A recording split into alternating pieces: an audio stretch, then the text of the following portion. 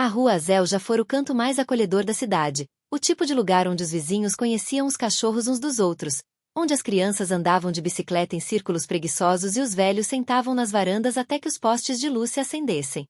Mas isso foi antes do fechamento das fábricas, antes dos protestos, antes do longo e lento colapso que esvaziou metade das casas e deixou mais janelas fechadas com tábuas do que abertas. Foi naquela rua tranquila e decadente que Elias Morgan retornou após 12 anos de ausência. Ele não havia planejado, na verdade. O ônibus que o levará do interior do condado quebrara 2 cidades antes do previsto, e a única conexão que o levaria perto da capital parava ali. Ele poderia ter dado a volta, pegado um táxi, mantido sua decisão. Mas havia algo magnético no nome no mapa do terminal, Rua Azel, algo que o atraía como uma frase inacabada.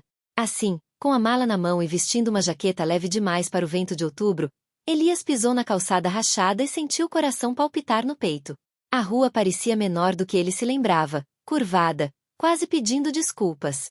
Ele caminhava devagar, os olhos percorrendo as casas como se lesse páginas de um livro que outrora memorizara.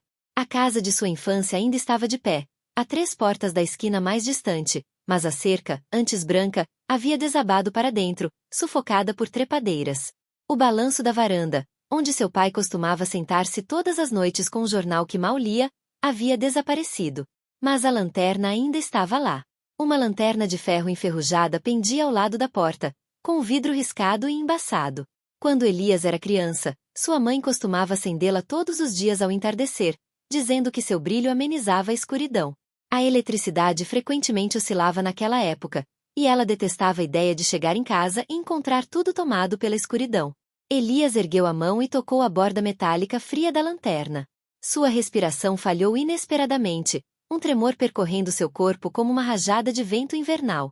Ele não era mais um homem de 34 anos, mas um menino de 8, observando sua mãe acender um fósforo, seu sorriso terno brilhando como a chama. Ele engoliu em seco. Ele não deveria ter vindo aqui. Ele deveria ter pegado o próximo ônibus. Mas algumas mágoas se recusam a permanecer enterradas. Elas esperam, pacientes e silenciosas, até que o coração se canse de correr. Ele se afastou da casa no exato momento em que a porta do outro lado da rua se abriu. Uma menina pequena, talvez de 10 anos, talvez menos, saiu correndo. Ela tinha cachos escuros e usava um casaco com um botão faltando na manga. Nas mãos, carregava uma caixa de lata pintada de amarelo e amassada em um dos cantos. Ela correu para a calçada, mas parou abruptamente ao vê-lo. "Você é o novo vizinho?", perguntou ela, piscando para ele. Elias se assustou. "Não. Só estou de visita." "Você está aqui por causa de alguém?" Ela inclinou a cabeça com uma sinceridade que fez a pergunta doer mais do que ela imaginava. Elias esboçou um sorriso discreto.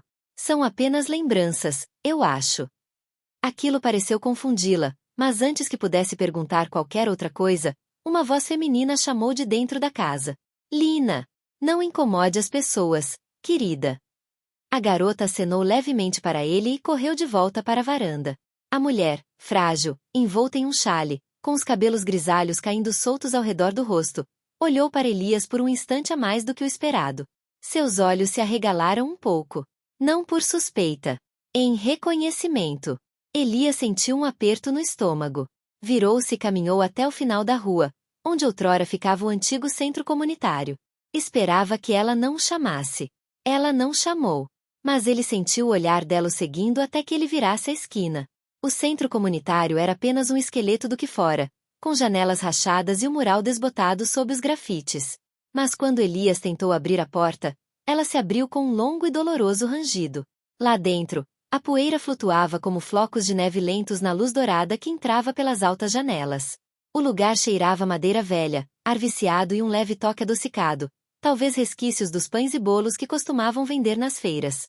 Ele caminhou pelo salão principal. O chão rangeu como se o estivesse saudando. Sentiu como se estivesse se movendo dentro de uma lembrança, tudo tingido pela suave névoa da infância. Aproximou-se do palco onde um dia ganhou sua primeira fita de piano, aquela que nunca pôde mostrar ao pai por quê. Ele fechou os olhos. Não. Ainda não. Passos ecoaram atrás dele. Ele virou-se bruscamente, esperando talvez encontrar um mendigo ou um funcionário da prefeitura inspecionando o prédio. Era a mulher da varanda. Ela estava parada na porta, com uma das mãos apoiada no batente. Por um instante, nenhum dos dois disse nada. A poeira rodopiava entre eles como uma respiração nervosa. Elias Morgan, disse ela finalmente, com a voz rouca pela idade, mas inconfundivelmente afetuosa. Pensei que fosse você. Ele sentiu algo desmoronar por dentro. A senhora Calloway, uma velha amiga de sua mãe. Aquela que costumava trançar seu cabelo quando ele se cansava dos cachos. Ele baixou a cabeça, sem confiar na própria voz. Ela se aproximou lentamente, sem nunca desviar o olhar do rosto dele. Eu não pensei que você fosse voltar. Eu não tinha planejado isso, murmurou ele. O que te trouxe aqui? Ele hesitou. A verdade surgiu sem ser convidada. Minha mãe. Ela faleceu no mês passado. Os lábios da senhora Calloway tremeram. Oh, Elias. Sinto muito. Ele assentiu com a cabeça, o maxilar tenso. Não cheguei a tempo. Me ligaram do hospital, mas eu estava entre cidades. Ela já tinha ido embora quando cheguei. A senhora Calloway colocou uma mão delicada e trêmula em seu braço. Ela nunca deixou de esperar por você. As palavras o atingiram em cheio. Ele engoliu o choro. Eu não devia ter fugido, sussurrou ele. Mas depois que meu pai morreu, tudo parecia errado. Eu a culpava por não tê-lo salvado.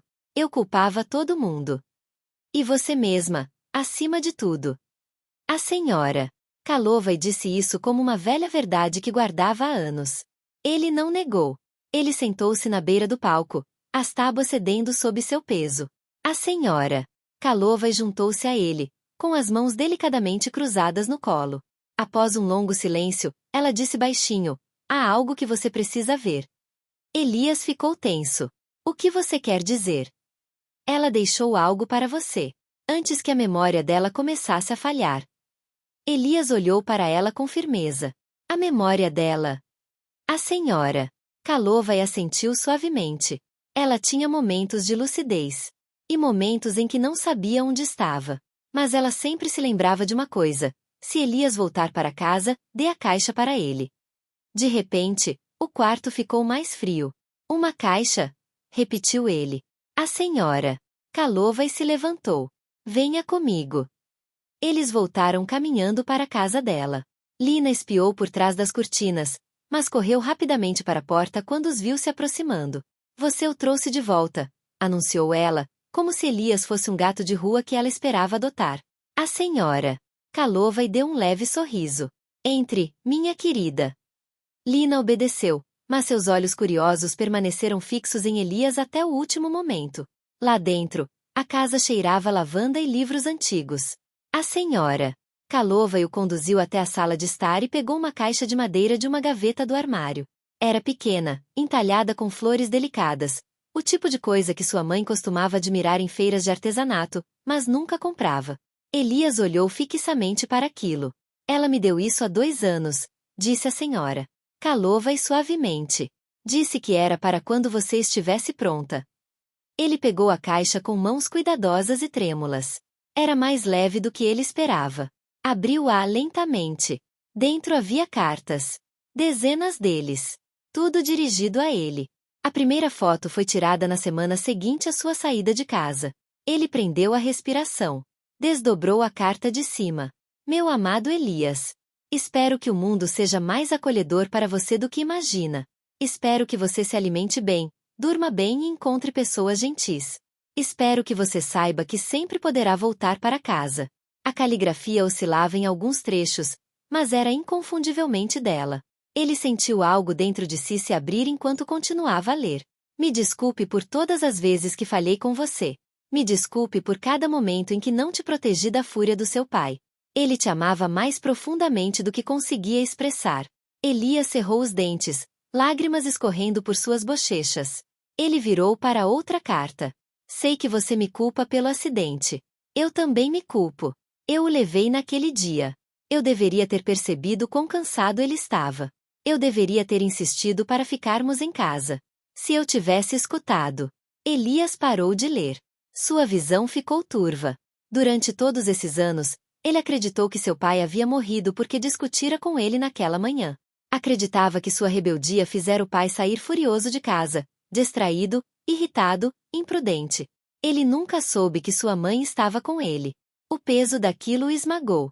Ele pressionou a palma da mão contra a testa, a respiração trêmula. Ela carregou isso sozinha. Ela queria te proteger, disse a senhora. Calou-vai. Até mesmo da verdade. Aquilo não foi proteção, sussurrou Elias.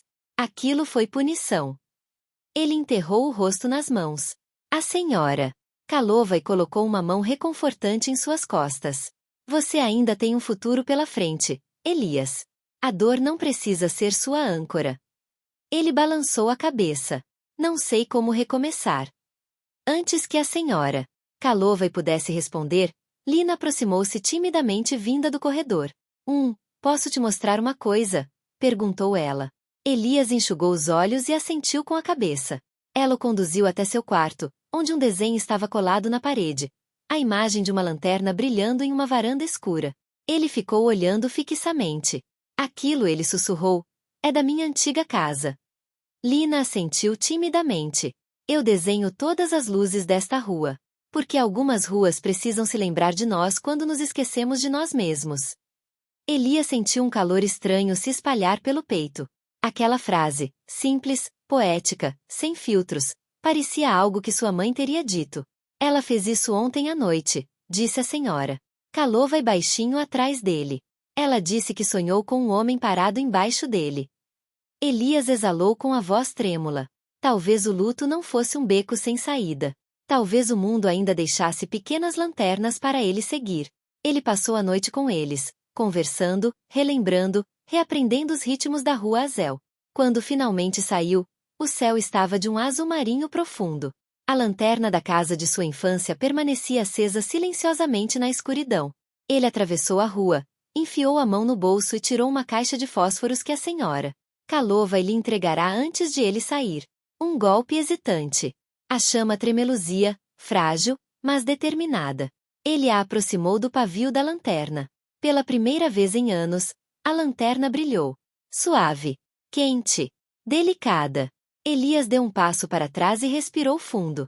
O vento sussurrou entre as vinhas, carregando ecos de uma voz há muito esquecida. Ele não sabia como seria o amanhã. Mas sabia de uma coisa. Ele havia terminado de correr. E a rua Azel, quebrada, maltratada, esquecida, estava pronta para ajudá-la a se lembrar de como viver novamente.